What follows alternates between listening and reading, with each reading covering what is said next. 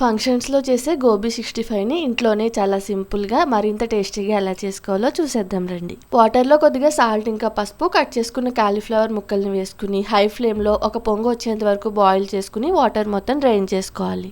ఆ తర్వాత పిండి కోటింగ్ కోసం ఒక గిన్నెలోకి 1 cup maida, half cup corn flour, 1 tablespoon అల్లం వెల్లుల్లి పేస్ట్, రుచికి సరిపడినంత కారం, కొద్దిగా పసుపు, పావు టీ స్పూన్ మిరియాల పొడి, half table spoon garam masala, రుచికి సరిపడినంత సాల్ట్ వేసుకుని అలాగే ఒక పావు టీ స్పూన్ బేకింగ్ సోడా వేసుకుని వీటన్నిటిని ఒకసారి బాగా కలుపుకోవాలి. 1 టేబుల్ స్పూన్ ఆయిల్ ని కూడా యాడ్ చేసుకుని మొత్తాన్ని ఒకసారి బాగా కలుపుకోవాలి. ఆయిల్ వల్ల ఎక్స్ట్రా గుల్లదనం వస్తుంది పిండికి. పచ్చిమిర్చి చీలికలు, కరివేపాకు కూడా వేసుకుని కొద్దిగా వాటర్ వేసుకుంటూ పోరింగ్ కన్సిస్టెన్సీ వచ్చేంత వరకు కలుపుకోవాలి. ఫైనల్ గా ఉడికించిన గోబీని కూడా వేసుకుని ఆయిల్ వేడైన తర్వాత సిమ్ లో పెట్టుకుని బాగా క్రిస్పీగా అయ్యేంత వరకు డీప్ ఫ్రై చేసుకుంటే cauliflower 65 ready. Please like and subscribe to Sravani's food dairy.